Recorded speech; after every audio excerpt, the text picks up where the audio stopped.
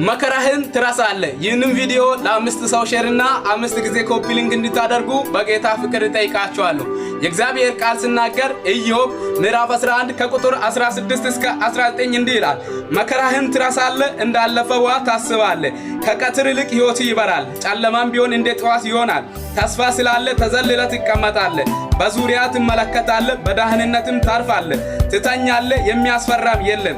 ብዙ ሰዎች ልመና ያቀርቡልሃል እያለ እግዚአብሔር ቃል ይናገራል። ስለዚህ በብዙ መከራ ውስጥ እያለፋችሁ ያላችሁት፣ በብዙ ጭንቀት ውስጥ፣ በብዙ አለማግኘት፣ በብዙ ማጣት ውስጥ እያለፋችሁ ያላችሁት የእግዚአብሔር ቃል እንዲህ ያለ ነው። መከራህን ትረሳለህ፣ እንዳለፈው ውሃ ታስባለህ እያለ ነው።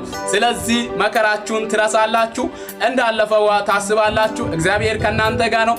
በየትኛውም ሁኔታ ውስጥ ብታልፉ እግዚአብሔር ፈጽሞ አይጥላችሁም። የእግዚአብሔር ሰላም ከናንተ ጋር ይሁን።